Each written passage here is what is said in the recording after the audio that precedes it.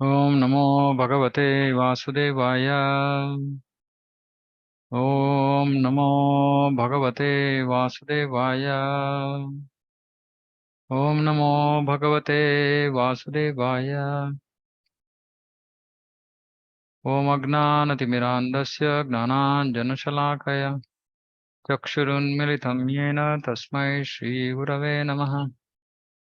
श्रीचैतन्यमनोभीष्टं स्थापितं येन भूतले स्वयं रूप कदा मह्यं ददाति स्वपदान्तिकम्।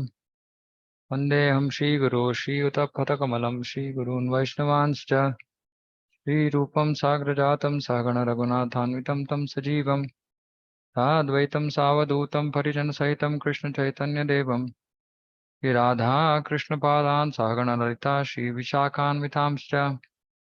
हे कृष्ण करुणा सिन्धु दीनबन्धु जगत्पते गोपेश गोपिका कान्ता राधा कान्ता नमोऽस्तुते। सप्तकाञ्चन गौराङ्गी राधे वृन्दावनेश्वरी वृषभानुसुते देवी प्रणमामि हरिप्रिये। वाञ्छाकल्पतरुभ्यश्च कृपा सिन्धुभ्य एव च पतितानां पावनेभ्यो वैष्णवेभ्यो नमो नमः। नमो विष्णुपादाय कृष्णप्रेष्ठाय भूतले श्रीमते भक्तिवेदान्तस्वामिन्निधि नामिने। नमस्ते सारस्वते देवे गौरवाणी प्रचारिणे निर्विशेष शून्यवादी पाश्चात्य देशतारिणे। जय श्री कृष्ण चैतन्य प्रभु नित्यानंद श्री अद्वैत गदाधर शिवासादि गौर भक्तवृंद। हरे कृष्ण कृष्ण कृष्ण हरे हरे हरे राम राम राम हरे हरे।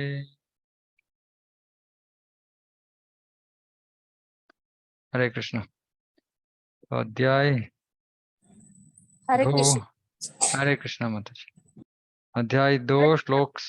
हरे कृष्ण। श्लोक संख्या 40। ये इसके विषय में तीसरा प्रवचन है, क्योंकि ये तो पिछले क्लास में भी मैंने बताया, ये बहुत बहुत महत्वपूर्ण श्लोक है जो भक्ति योग के महिमा के बारे में बात कर रहा है। तो इसमें हम पिछले क्लास में हमने अजामिल के जीवन चरित्र को सुना कि कैसे उस वो तो आरंभिक जीवन में वो जब युवा स्थिति में था, तो युवावस्था में वो अपने पिताजी नारायण के भक्त थे, तो उनको हेल्प करने में वो जुड़ा हुआ था, तो भगवान की भक्ति किया था उसने। लेकिन फिर बाद में वैश्या का एक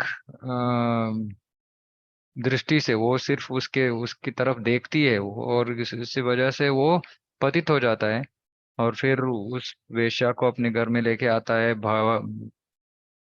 सुशील पत्नी को भगाता है, पिता माता मर जाते हैं इस दुख के कारण, और पूरा जीवन अत्यंत पापमय जीवन बिताता है। लेकिन क्योंकि उसने जीवन की आरंभ में नारायण की से भक्ति की थी, तो भगवान की कृपा से वो अपना आ, आ, उस 80 इयर्स में उसको एक आ, बेटा पैदा होता है, और उसका नाम वो नारायण रखता है। और उस समय से वो हर समय नारायण नारायण आओ, नारायण सो, नारायण खाओ, नारायण नारायण नारायण कर करके आखिर में जब मृत्यु का समय आती है, तो या यमदूत आते हैं बहुत घोर भयंकर रूप ही को देख के बहुत डर के मारे नारायण मुझे बचाओ ऐसे चिल्लाता है। वो तो पहले तो अपने बच्चे का नाम पुकारा था। जब हम कुछ ऐसे परिस्थिति में है, तो हम जिनको जिनके हम हमारे अच्छे संबंध है उनको बुलाते हैं हम। तो अपने बच्चे को बुलाता है, लेकिन उस समय उसको नारायण का याद आता है, और उसी क्षण नारायण विष्णु दूतों को भेजते हैं वैकुंठ से। और उसको यमदूतों से बचाते हैं। और फिर वो अपना भक्ति आगे बढ़ाता है, और आखिर में विष्णुदूत आके उसे विष्णु लोक लेके जाते हैं। हम्म तो स्वल्पमप्यस्य धर्मस्य स्वल्पम अप्य, बहुत अल्प मात्रा में उसने भक्ति की थी आरंभ में, लेकिन आखिर में वैकुंठ प्राप्त हो गई। तो ये है भक्ति की महिमा। हम्म। तो अभी आगे जाके यहाँ प्रभुपाद जी तात्पर्य में एक और बहुत अद्भुत विषय के बारे में बता रहे, तो उसको मैं पढ़ रहा हूँ अभी। तो यहाँ बोल रहे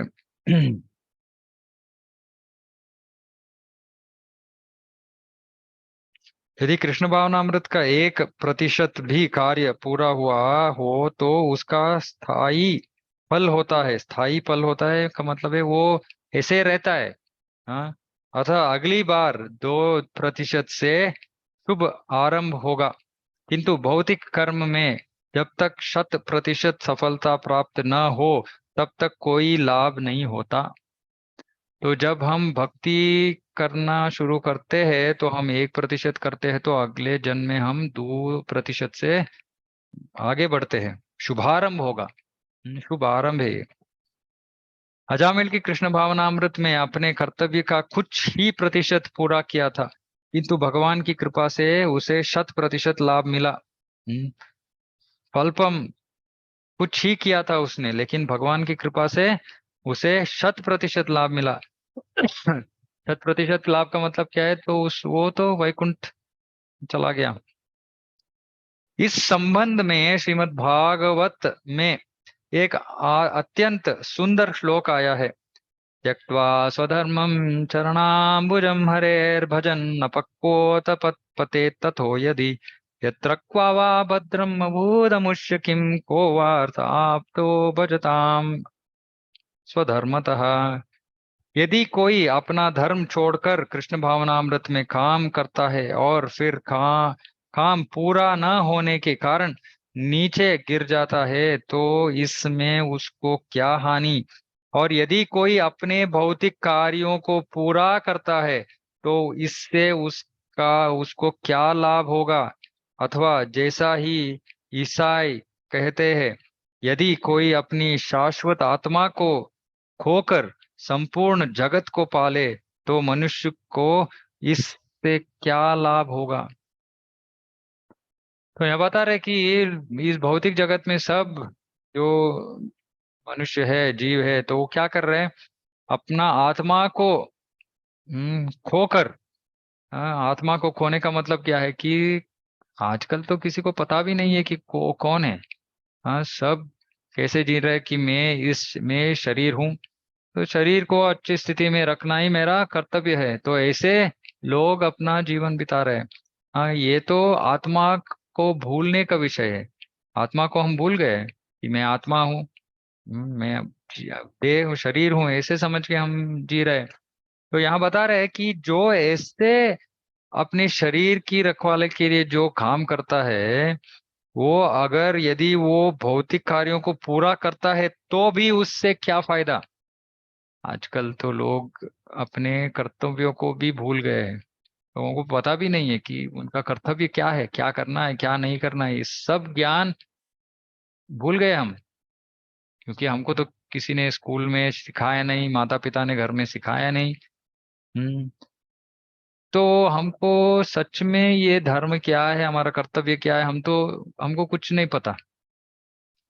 और जो भी हमको पता है, अगर पूरा पता है और उसको हम पूरे 100% करेंगे तो भी ये श्लोक में भागवत में बोल रहे हैं कि उससे क्या फायदा? उसका मतलब क्या है कि फिर से हमें जन्म लेना पड़ेगा, फिर से सुख दुख की इस चक्र में हम फंसेंगे। तो उससे क्या फायदा? तो इसका मतलब ये है कि हमें अपने इंद्रिय भोग के लिए, इंद्रिय तृप्ति के लिए जीवन बिताना सही बात नहीं है। पूरा जगत इसके पीछे पड़ा है। इंद्रिय भोग, इंद्रिय भोग, मुझे ये चाहिए, मुझे वो चाहिए, इसी में सब लोग अटक गए। और इससे कुछ फायदा नहीं है। अगर हम अपने काम को बहुत अच्छी तरह से करेंगे फिर भी इससे कुछ फायदा नहीं है, क्योंकि फिर से एक शरीर को हमें हम शरीर प्राप्त करेंगे। फिर देखिए, शंकराचार्य बोलते पुनरपि जननम पुनरपि मरणम पुनरपि जननी जठरे शयनम। फिर से एक माँ का गर्भ प्रवेश करना है। बस वो कौन सा माँ है वही प्रश्न है। वो मनुष्य हो सकती है, नहीं तो पशु हो सकती है, बस। तो ये क्या बोल रहे, प्रश्न पूछ रहे कि इससे क्या फायदा। इससे भौतिक कर्मों को करके फिर से जन्म लेने का, ऐसे हम जीवन बिताएंगे तो क्या फायदा उसका। और यह बोल रहे त्यक्त्वा स्वधर्मम चरणाम्बुजम हरेर। जो अपने सब कर्तव्यों को छोड़ के भगवान की सेवा में जो लगता है, वो अगर पतित भी हो गया, उसका मतलब है कि उसने तो जीवन का परिपूर्णता हासिल नहीं की, फिर भी क्या उसका नष्ट, उससे नष्ट क्या हुआ। कुछ नष्ट नहीं हुआ। क्योंकि इस श्लोक में बता रहे कि हम थोड़ा भी हम अगर भक्ति करेंगे तो वो हमें अगले जन्म तक वो रहेगा, अगले जन्म में वो वहां से हम शुभारंभ करेंगे। तो कुछ नष्ट नहीं हुआ। लेकिन अगर मैं एक उदाहरण के लिए, एक अगर हम घर बना रहे हैं, घर बनाने के लिए बनाना शुरू किया, अगर वो पूरा घर नहीं बना तो उससे तो कुछ फायदा नहीं है। जैसे कि रूफ नहीं है तो हम उस घर में कैसे रहेंगे। व्यर्थ हो गया, पूरा एफर्ट व्यर्थ हो गया, परिश्रम। लेकिन आध्यात्मिक जीवन में जब हम भक्ति में भक्ति शुरू करते हैं, तो उसमें अगर 1% किया, 2, 10 जो भी किया हमने, वो हम खोएंगे नहीं। वो हमारा साथ ही आएगा, और अगले जन्म में हम कहाँ उस जिस स्थिति में हमने छोड़ा था वहां से हम शुरू करेंगे। तो एक बहुत विशेष गुण है भक्ति की, कि वो हमारे साथ आती है। भौतिक कार्य उनके फल शरीर के साथ ही समाप्त हो जाता है। किंतु कृष्ण भावनामृत में किया गया कार्य मनुष्य को इस शरीर के विनष्ट होने पर भी पुनः कृष्ण भावनामृत तक ले जाता है। ये बहुत बहुत सुंदर है। हाँ, तो हमें इस जो कार्य हम करते हैं, अगले जन्म में हमको वही कार्य हमको भक्ति तक खींच के ले आता है। हम्म हम्म, तो एक इसके संबंधित एक अच्छा, बहुत अच्छा एक छोटा सा कथा है। तो एक राजा होता है, राजा है, और वो तो एक वो बुद्धू को काम पे लगाते हैं। क्योंकि कुछ कुछ कारण की वजह से एक बुद्धू को काम पे लगाते हैं। क्या काम है उसको, उसका काम क्या है, सिर्फ एक लाठी लेके पूरा शहर ऐसे ही घूमते रहना, उस उतना ही है उसका काम। अम, और उसको सब कुछ, उसका खाना पीना सब कुछ राजा देख रहा है। राजा तो बहुत भोगी, वो इंद्रिय भोग में डूब गया था। तो उसका गुरु सोचता है कि ये तो पतित हो गया है, तो इसको कैसे जगाए। ऐसे सोच के वो एक अम, ऐसे बुद्धू की तरह एक जो एक्ट कर रहा है, ऐसे एक आदमी को भेजता है। और राजा उसको काम देता है, और उसको ऐसे उसका देखभाल करता रहता है। और आखिर में राजा का मृत्यु का समय आ जाता है, और मृत्यु के समय पे वो सबको बुला के बात कर रहे हैं, सबसे बात कर रहे हैं। मंत्रियों से बात कर रहे हैं, संबंधियों से बात कर रहे हैं, कुटुंब की बाकी सदस्यों से बात कर रहे हैं। और वो आखिर में उसको याद आता है, ओ ये तो पागल भी था, पागल को मैंने तो काम दिया था। वो अभी भी है, नहीं है, उसको बुलाओ। तो मंत्री लोग उस पागल को बुलाते हैं, और पागल को बुलाते हैं, और राजा बोलते हैं, देखो अभी तो मेरा जाने का समय हो गया है, तो तुमको मैं तुम्हारा पूरा जीवन, तुम अभी काम मत करो, तुम आराम से घर में बैठो, तुम्हारा जीवन का जो भी है खाना पीना सब कुछ मैं देख लूंगा। फिर ये जो पागल की पात्र निभा रहा था, वो पूछता है, वो कहता है बुद्धू की तरह, वो कहता है, राजा आप कहीं जा रहे हैं, प्रवास में जा रहे हैं। ठीक है, आप एक काम कीजिए, आप बहुत जो स्वादिष्ट प्रसाद है, आहार है, उसको लेके जाओ। राजा बोलते हैं, नहीं मैं लेके नहीं जा सकता। लेके नहीं जा सकते। ठीक है, आप एक काम करिए, आपके जो ये स्वर्ण रथ है उसको लेके जाइए। राजा बोलते हैं, नहीं वो भी नहीं ले जा सकता। ऐसे वो एक एक करके, ये लेके जाओ वो लेके जाओ, ऐसे कर करके करके आखिर में पूछता है राजा को।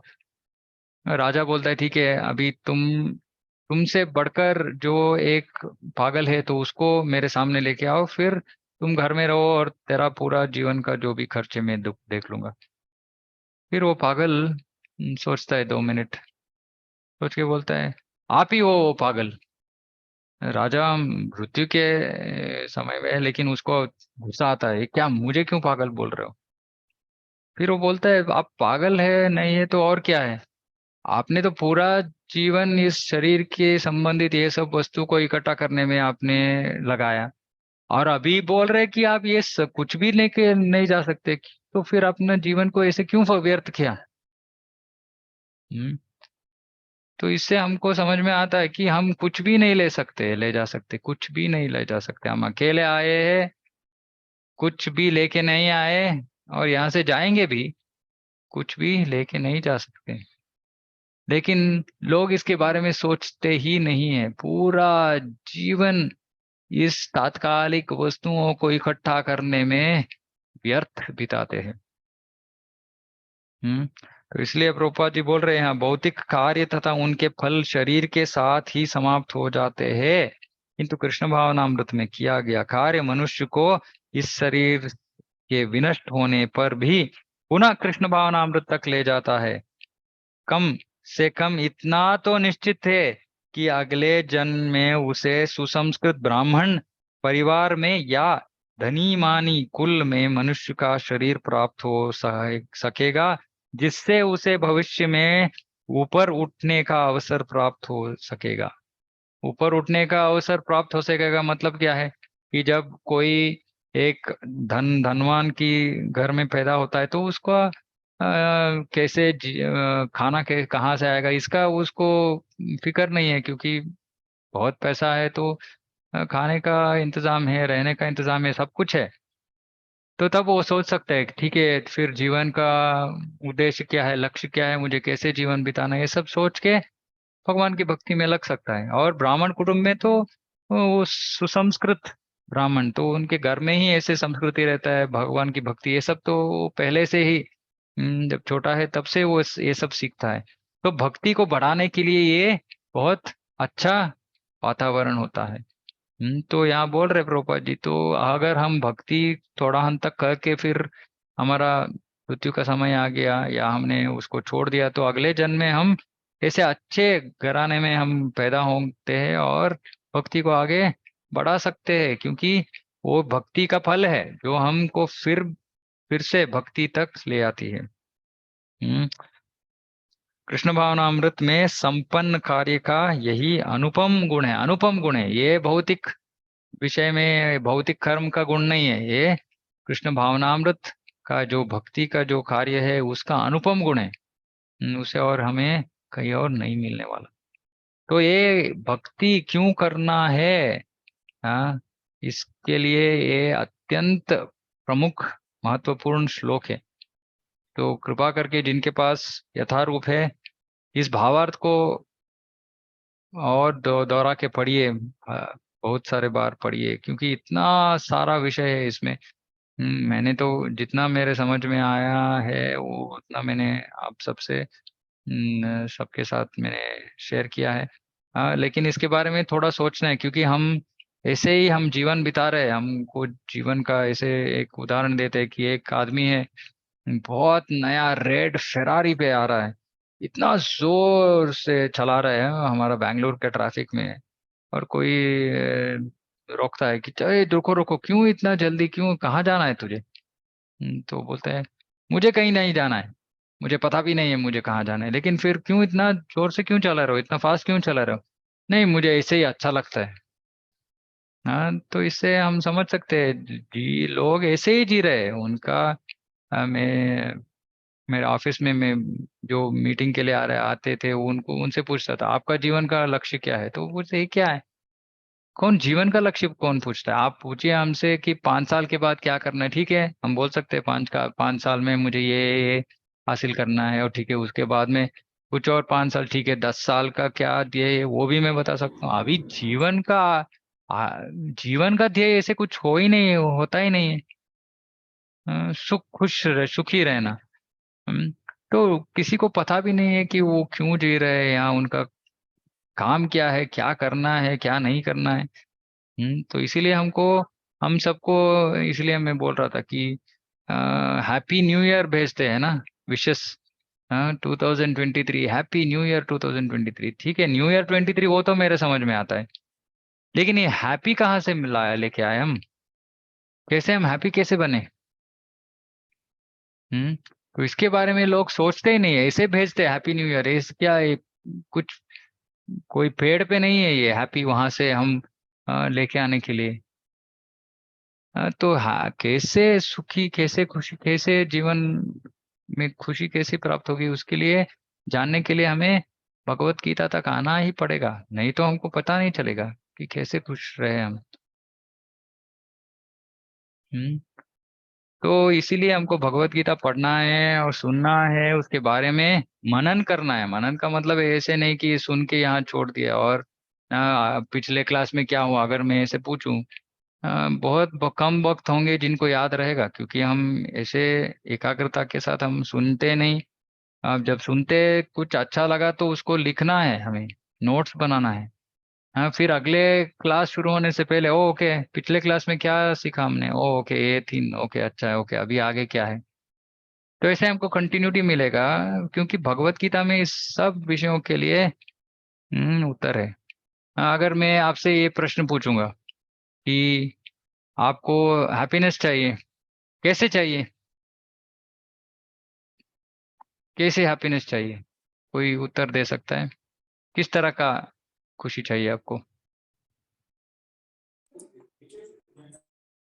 हरे कृष्ण हाँ। प्रभु जी। हम्म हरे कृष्ण। जैसे भक्ति करना, भगवान को खुश रखना, हम खुश रहेंगे प्रभु जी। नहीं, मैं पूछ रहा हूँ आपको किस तरह का खुशी चाहिए? हाँ, मैं कुछ बोलूं? हरे कृष्णा हाँ प्रभु जी। माता जी बोलिए, पूजा माता जी। मैं ये बोलना चाहती हूँ कि मतलब मुझे लगता है कि भगवान ने इंसान को बनाया, तो हर इंसान के जो हर एक मानव के अंदर भगवान है। तो हम्म हमें मानवता ये कहती है कि हर इंसान की मदद कीजिए, जो दुखी है, जो परेशान है। हम्म So we are actually praying for peace. So there hmm should be peace, no war, hmm and we can save our environment. जो आजकल ये कोविड और इतने climatic conditions है, so what is our contribution towards our nature, okay towards our environment? So okay. if we think in this way, hmm so then we can make a change, because one person can make a change, and another one will tell to the another will tell to the other. So one is the mother of thousands. So like this hmm we can work. So definitely, as you are saying that we are always running after our body, हमें अपनी body को सुंदर बनाना है, ये करना है, gym जाना है, वो करना है, ठीक है वो सब। बट हम अपना फोकस हमारा अपने शरीर पर ही रहता है। तो मेरा जो आपके क्लासेस, सेकंड क्लास से जो टेक अवे यही है कि that we have to like focus on the other people's happiness. Then that is the way I get my happiness, when other people's are happy. Definitely, but I have to also be happy. Self care is also important. Then only I can give love and happiness to others. Okay. So तो या yeah. या Yeah. Thank you for sharing that. So my question is, अभी किस तरह का हमें हमें खुशी चाहिए, तो किस तरह का खुशी चाहिए हमें? हाँ, तो मैं इसका उत्तर मैं ऐसे ही दे रहा हूँ। तो हमको हर समय में, हाँ ऐसे नहीं कि हमको सिर्फ संडे को खुशी चाहिए, है ना, हमको हर समय में हमको खुशी चाहिए, हर जगह में चाहिए। हाँ, हर जीव के साथ चाहिए। हाँ, अभी हम सोच सकते हैं क्या ऐसे कुछ चीज है क्या इस भौतिक जगत में जो हर जगह है, हर समय है, हाँ हर परिस्थिति में है, हर व्यक्ति के साथ है? वो क्या है जो इन सब विषयों में हमको एक ही जो विषय है इन सब परिस्थितियों में हमें खुशी दे सकता है? तो वो है भगवान। भगवान की भक्ति है जो हमें ये सब दे सकती है। अगर अभी पूजा माता जी जो बोल रहे थे कि दूसरे के दुख में दुख देखो, दूसरे की खुशी में खुशी देखो, ये तो वैष्णव व्यवहार है। हाँ, वैष्णव पर दुख दुखी पर सुख सुखी है। वैष्णव, वैष्णव का मतलब है क्या? जो विष्णु का आराधना करता है। उसका मतलब क्या है? अगर किसी कोई दुख में है तो ऐसे नहीं कि हम जाके उसे भौतिक स्तर पे हम उसको मदद कर सकते, उसको पैसे दे सकते, उसको खाना दे सकते। लेकिन हम उसका दुख का कारण उसको पूरा सोल्यूशन नहीं दे सकते हम। हाँ, तो पर दुख दुखी का मतलब क्या है कि जब वैष्णव भौतिक जगत में जब लोगों को दुखी देखता है तो उसको बहुत दुख होता है, और वो सोचता है ये तो अज्ञान में है, इनको पता भी नहीं है कि वो क्यों दुख में है। हाँ, ये क्यों दुख में है, क्योंकि ये तो पाप कार्य किया है इन्होंने पिछले जन्मों में, इसका फल वो भुगत रहे। लेकिन उनको अभी वो अच्छा नहीं लग रहा है। तो इसका मतलब क्या है कि पहले उसको बताना पड़ेगा कि अच्छा क्या है, बुरा क्या है, किस किस तरह का विषयों में किस तरह का कर्म करना है, किस तरह का कर्म नहीं करना है, इसका जानकारी उसको देना पड़ेगा। ठीक है, उसको दे दिया, फिर भी वो पूछेगा कि ठीक है अभी तो मैं अब से अच्छे रास्ते पे चलूंगा, लेकिन मेरा पिछले जन्म का क्या होगा, उसका पिछले जन्म का क्या होगा, ये सब तो मैंने कर्म किया है, उसका फल तो है, आप ऐसे बोल रहे हैं, और वो फल तो मुझे भुगतना पड़ेगा।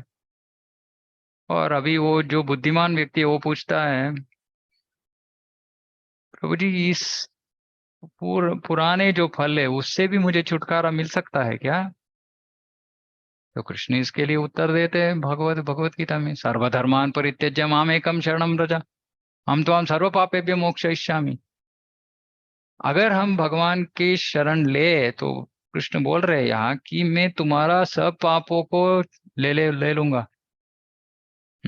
तो अगर पर दुख दुखी जो वैष्णव है वो सोच रहा है कि ये तो दुखी है और बहुत सारे ऐसे दुख उसको झेलना पड़ेगा क्योंकि इतने सारे पाप कर्म किए होंगे इसे इसने, तो इसका परिहार क्या है?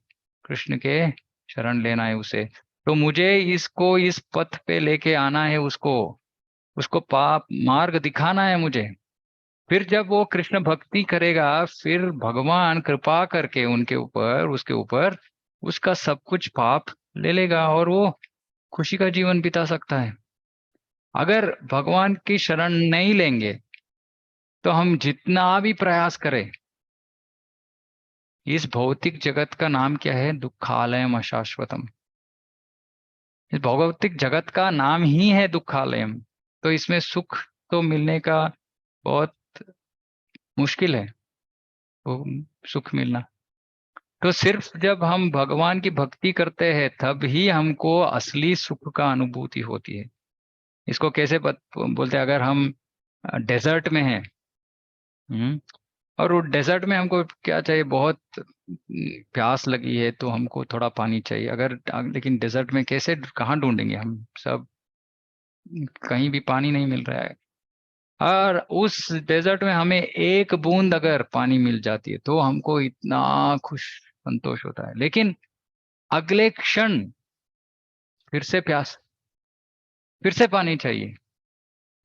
तो ये जो भौतिक विषयों के पीछे लोग भाग रहे हैं उसमें भी है खुशी है, लेकिन वो बूंद की तरह है। तो उससे मनुष्य संतुष्ट नहीं हो रहा है, इसलिए वो हर हफ्ते मॉल जा रहा है, हर हफ्ते शॉपिंग के लिए जा रहा है, हर हफ्ते ये कर रहा है वो कर रहा है, शरीर के संबंधित विषय में डूबा हुआ है।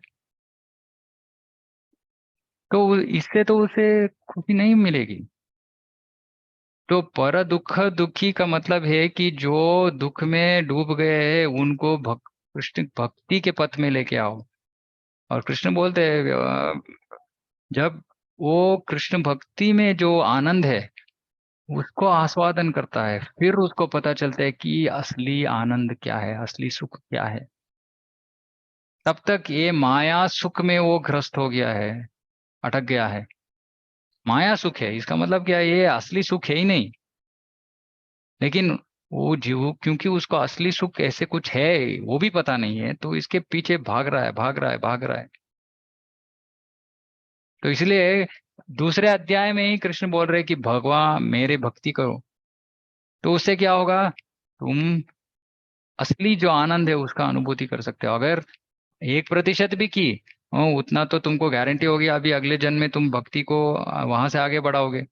तो फिर भक्ति से जो आनंद प्राप्त हो सकती है उसका अनुभव करोगे, फिर तुमको समझ में आएगा ये सब जो भौतिक विषय है इससे पीछे भागने का कुछ फायदा नहीं है, और भगवान की भक्ति में लगोगे क्योंकि वहां तुमको एक उत्तम आनंद का अनुभूति होगा। और फिर तुम ये जो नीचे ऐसे जब बच्चा रो रहा है, अगर उसको टॉयज से आसक्त वो आकर्षित होता है, तो अगर वो रो रहा है तो हम कुछ टॉय दे देंगे। और किसी ने उसका टॉय छीन लिया, अगर फिर वो रोना शुरू करेगा, फिर हम क्या सोचेंगे, उसको इससे अच्छा क्या है वो जो उससे चुप करा सकते हैं। तो हम सोचते हैं हाँ चॉकलेट, उसको चॉकलेट अच्छा लगता है, ठीक है चॉकलेट दो। तब अब चॉकलेट देंगे, तत्क्षण वो चुप हो जाता है। तो इसका मतलब क्या है, ये नीचे स्तर का जो आनंद है उससे हमें थोड़ा ऊपर उठना है। हाँ, तो इसलिए कृष्ण भगवत गीता में बोलता है कि भक्ति जो है वो ही आपको सही या उत्कृष्ट आनंद का अनुभूति देती है। फिर हमको ये भौतिक जगत में जो आनंद के पीछे भाग रहे वो हम छोड़ देंगे, क्योंकि सबको आनंद तो चाहिए ही, खुशी तो चाहिए ही, वो सिर्फ भगवान की भक्ति में है। तो इसीलिए इतना महत्वपूर्ण श्लोक है कि कृष्ण अभी भगवत गीता का ज्ञान उपदेश प्रारंभ ही नहीं किया उन्होंने, लेकिन पहले से ही वो भक्ति के महात्म उसके महत्व के बारे में बात कर रहे हैं कि इतना इम्पोर्टेंट है तो भक्ति करो, भक्ति में लगो। अभी अगले श्लोक हम अगले हफ्ते सुनेंगे कि इस भक्ति यहाँ इस श्लोक में तो बोला गया कि भक्ति करना है, अगले श्लोक में बोलेंगे कि कैसे करना है, हमारा मनोभाव कैसे होना चाहिए भक्ति के प्रति। तो उसके विषय हम अगले मंगलवार में पे सुनेंगे, ठीक है। तो अभी के लिए हम यहीं समाप्त करते हैं। किसी का कुछ प्रश्न है तो पूछ सकते हैं। हरे कृष्ण।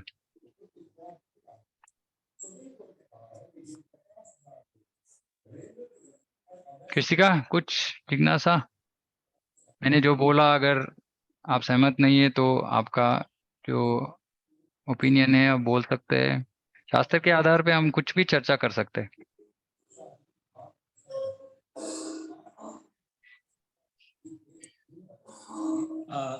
नारायणा प्रभु, बहुत बहुत धन्यवाद आपका। मैंने आपका ध्यान से सुना, अच्छा लगा काफी।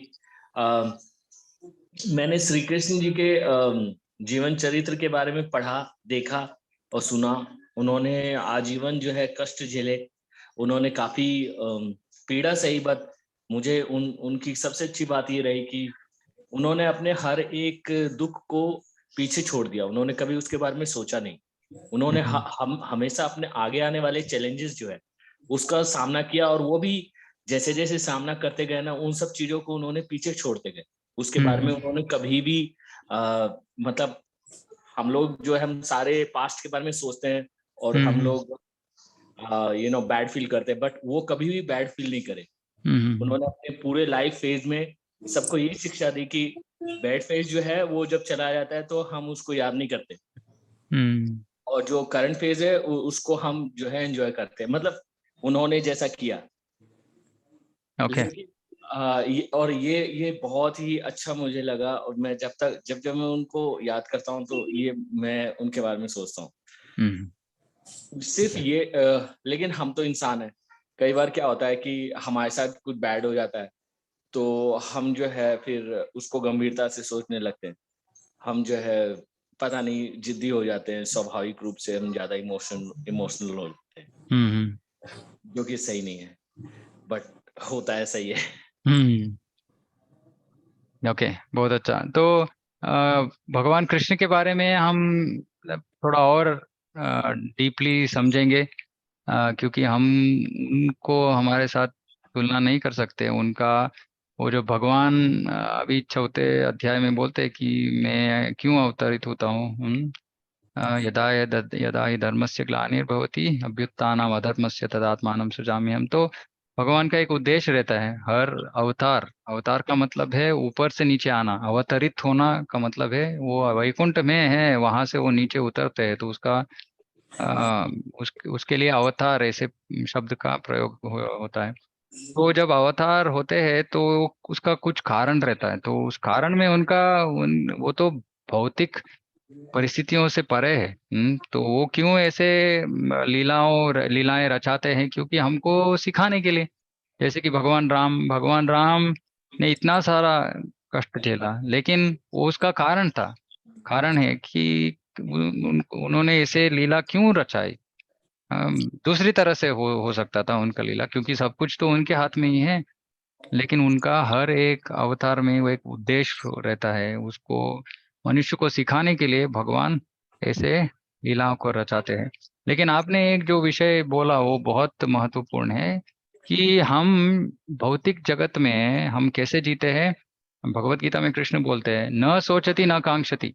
हमारा हम दो ही विषय करते हैं जीवन में। क्या करते हैं? सोचती। सोचती का मतलब है कि ये क्यों हो गया, शोक शोक व्यक्त करना कि ऐसे हो गया मेरा जीवन में। जैसे आप बोल रहे थे मेरा जीवन में ऐसे हो गया। और नहीं तो कांक्षती, वो मुझे ये चाहिए, मुझे वो चाहिए। तो ये एक तो भविष्य का विषय है, कांक्षती आकांक्षा। ये पाना है वो पाना है उसके बारे में सोचते हैं। नहीं तो हमारे भूतकाल के बारे में, पिछले पिछले जीवन में जो हो गया उसके बारे में सोचते रहते हैं। हाँ, तो कृष्ण बोलते हैं भगवत गीता में न सोचती न कांक्षती। हमको नहीं तो हमारे पिछले जो घटना है उसके बारे में सोचना है, नहीं तो भविष्य के बारे में सोच, दोनों को नहीं, दोनों के बारे में नहीं सोचना है। हमको सिर्फ आज का जीवन बिताना है, वो भी पहले तो कृष्ण कर्म योग के बारे में बता रहे हैं कि आगे अभी 6 श्लोकों में हम कर्मण्येवाधिकार से, इतना प्रसिद्ध श्लोक है, उसके बारे में समझेंगे कि क्या अर्थ क्या था। तो कृष्ण बोल रहे कि कर्तव्य को कर्तव्य दृष्टि से करो, फल का अपेक्षा मत रखो। तो ये हमारे लिए आरंभिक ज्ञान है। जो गृहस्थ लोग हैं, जो परिवार में रहते हैं, कर्म कर रहे हैं, कर्तव्य है निभाना है, वो कैसे जीना है, कर्तव्य दृष्टि से सब कुछ करो। लेकिन बहुत सारे विषय है भगवत गीता में। इसलिए मैं जब पुस्तक वितरण कर रहा था, हम वहाँ सत्यनारायण टेम्पल में हुलीमाओ में, मैंने बताया कि बहुत सारे लोगों को कि देखो भगवत गीता है मैनुअल मनुष्य जन्म के लिए, मनुष्य जीवन, मनुष्य के लिए ये मैनुअल है।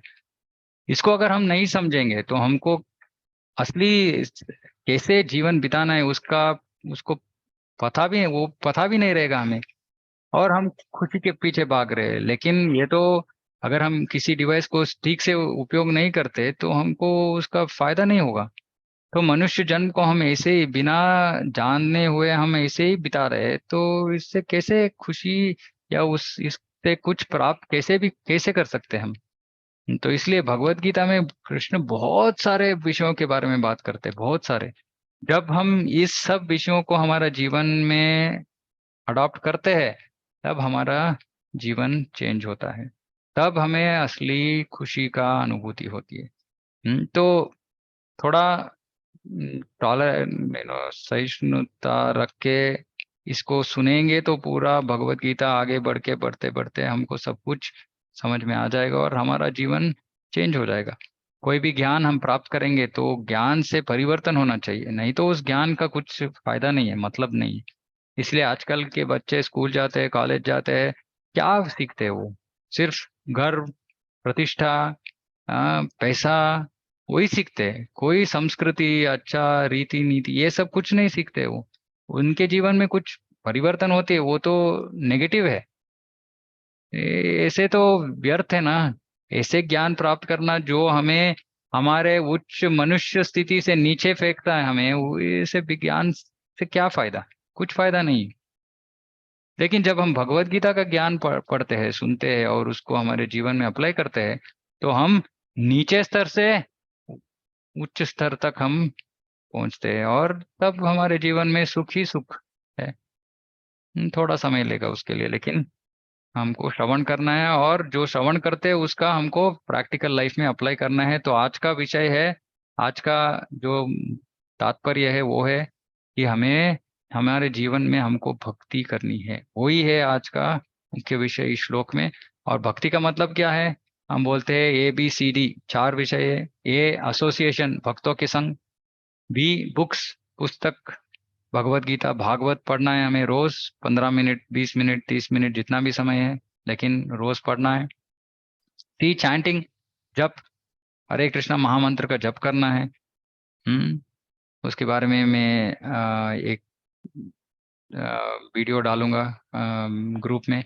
जिनको जप कैसे करना है पता नहीं है तो आप उसको देख के सीख सकते हैं। और डी, डाइट। डाइट का मतलब है हमको सिर्फ भगवान को जो भोग अर्पण करते हैं वही प्रसाद को हमें लेना है। क्यों लेना है? क्योंकि तीसरे अध्याय में कृष्ण बोलते हैं जो अपने खुद के जिह्वा का या स्वाद के लिए जो पकाते हैं, वो तो, और जब भी खाते हैं वो तो पाप ही खा रहे हैं। तो इसको कैसे समझे? क्योंकि भौतिक जगत में सब जीवों में प्राण है, और जब हम सृष्टि नहीं कर सकते तो उसका प्राण भी हम छीन नहीं सकते। तो सस्याहारी मांसाहारी तो घोर पाप कर रहे हैं। क्योंकि भागवत में बता गया है कि जो पशुओं का हत्या का कारण हम बन रहे हैं, वो पशु हम हमारे मृत्यु के समय के लिए वेट कर रहे हैं, और हम जैसे उनको तकलीफ दी हमने, तो वो तकलीफ हमें देने के लिए वो वेट करेंगे। तो जो मांसाहारी थे उनका तो बहुत इस जीवन के बारे में भी, बाद में भी उन्हें नरक जाना पड़ेगा, बहुत सारा दुख अनुभव करना पड़ेगा मांसाहारी लोगों को। सस्याहारी लोग भी ऐसे नहीं कि वो टूट जाएंगे, क्योंकि सस्य में भी थोड़ा जो चेतना है वो थोड़ा कम है पशु के कंपैरिजन में, लेकिन उनमें भी चेतना है और जीव है, तो हम उसको मार रहे हैं। तो इसलिए कृष्ण बोलते हैं भगवत गीता की 9वें अध्याय में कि पत्रम पुष्पम फलम तोयम यो में भक्त्या प्रयच्छति। तो सस्याहार खाना बनाना है और भगवान को अर्पण करना है, उसको ही हमें प्रसाद के रूप में स्वीकार करना है। अगर हम ये ABCD करेंगे हमारे जीवन में, तब हम कृष्ण के भक्त हो जाएंगे। ऐसे नहीं कि मेरे मेरे कृष्ण के प्रति मुझे मेरे में कुछ भाव है। भाव से कुछ फायदा नहीं है। भाव को असली कार्य में परिवर्तित करना है, और कार्य है ABCD। अगर ये हम ABCD करेंगे तो फिर हम बोल सकते हैं कि ठीक है, मैं तो कृष्ण का भक्त हूँ, क्योंकि कृष्ण बता रहे ये भगवत गीता में, ये उसका सार है कि हमको ये ABCD करना है। तो अगर हम ABCD करेंगे तो हम कृष्ण के भक्त बन जाएंगे, और जब हम कृष्ण के भक्त बनेंगे, कृष्ण बोल रहे हैं हम सर्व पापे भी मोक्षयिष्यामि, मैं तेरा सब पापों को ले लूंगा। तो ऐसे बहुत सारे विषय है, एक एक करके हम सुनेंगे। ठीक है, तो किसी और को कुछ बोलना है तो बोल सकते हैं, नहीं तो अगले मंगलवार को हम फिर से मिलेंगे, भगवान की इच्छा है तो। ठीक है, हरे अब कृष्ण प्रभु जी। बोलिए माता जी। प्रभु जी, जो आप वो बोल रहे हैं ना, वीडियो डालेंगे माला कैसी करनी है, जब कैसा करना है, वो आप पक्का डाल दीजिए प्रभु जी। ठीक है माता, ओके, हरे कृष्ण प्रभु। पक्का डालूंगा। ठीक है, ओके ओके। धन्यवाद। वांछा कल्पतरुभ्यश्च कृपा सिन्धुभ्यो च पतितानां पावनेभ्यो वैष्णवेभ्यो नमो नमः। अनंत कोटि वैष्णववृंद की जय। हरे कृष्ण प्रभु जी। हरे कृष्णा। हरे कृष्णा प्रभु जी। हरे कृष्णा। हरे कृष्ण। हरे कृष्णा सबको। हरे कृष्णा। हरे कृष्णा प्रभु जी, दंडवत प्रणाम। हरे कृष्णा दंडवत। हरे कृष्णा प्रभु जी, दंडवत प्रणाम। हरे कृष्णा दंडवत। हरे कृष्णा। हरे कृष्णा दंडवत।